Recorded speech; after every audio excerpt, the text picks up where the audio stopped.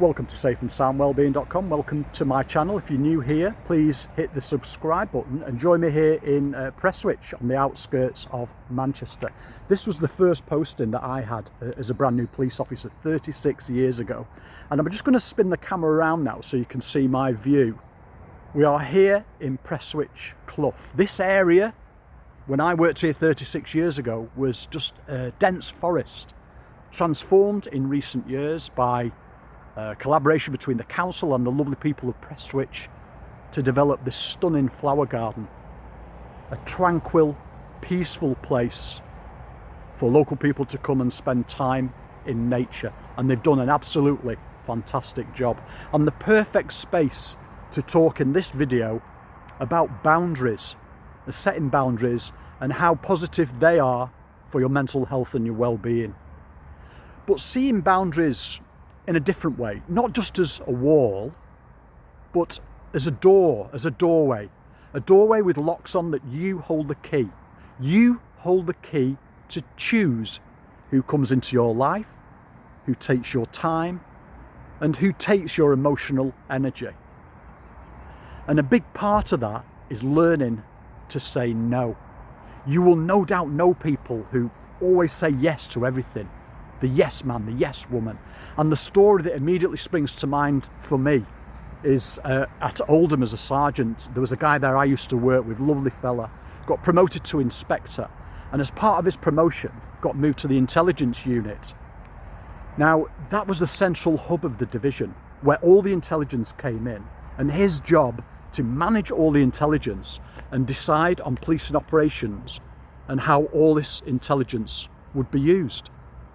But this guy was known for being the yes guy, would always take on more, would always agree to do that additional task. When the bosses came in to see him, it was always, yes, I will, yes, I can. And of course, under the right circumstances, that's the right thing to do. But you can't do it all. And this guy was taking on everything every day and became known as being the yes guy, the guy that you could go to, who would say yes. You could ask him to do a task and he would immediately say yes. And it didn't take long, you know where I'm going with this. It didn't take long for him to get completely overloaded, ending up with a period off work, suffering from stress, and that stress so deep, it actually ended his career. And the guy was never the same again. All because he couldn't say no and push back. He didn't have boundaries. And part of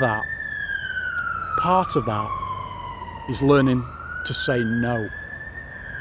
I haven't got time to do that right now, but what I can do is look at it next week for you.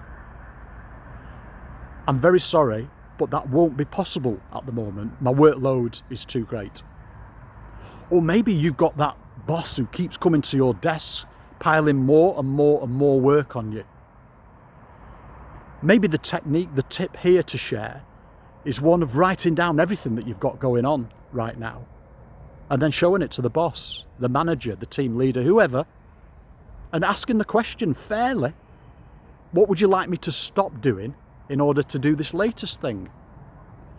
But the point to all this is about having boundaries and learning to say no. You cannot do it all. And there's a famous saying in the police that you're just a number. If you crash and burn, then they'll just replace you. So when we think about that, it becomes even more important to protect those boundaries, to learn to say no, to learn to push back and protect your mental health, your well-being.